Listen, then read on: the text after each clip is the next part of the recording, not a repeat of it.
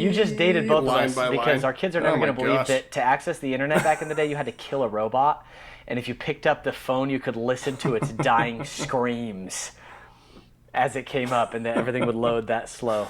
Honestly, you had to, how strange is that we were there at the beginning of internet. Like we know, Yeah. and we're not that We're old, older but than we the know what internet. it was like to not have internet in the home. No, yeah. But it is now so indispensable, so ubiquitous that it feels like it's been around forever, and it just hasn't.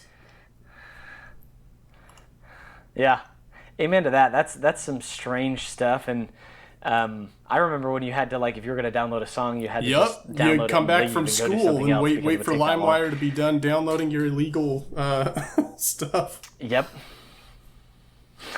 You know what, though? That's interesting, too, because we'll get into this later, but a lot of the theories about some of the technologies that were reverse engineered, one of the claims is that the internet is something that we discovered through reverse engineering technology. And I think that there's a pretty good, like, paper trail for how the internet came to be, but we'll talk about some of the technologies that, like, people have claimed came from UFOs.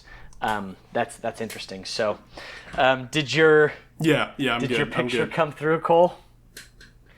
Sweet. So to finish out the misidentification, which is really important to note, sensor errors are just full-on camera defects, radar malfunctions, optical illusions like the Fata Morgana, mirages, stuff like that. Absolutely 100% happens. I guess Fata Morgana is more like maybe rare atmospherics that we'll talk about later, but sensor errors are like on our end, we just actually didn't see with the equipment that we had or with our own eyes, something went wrong.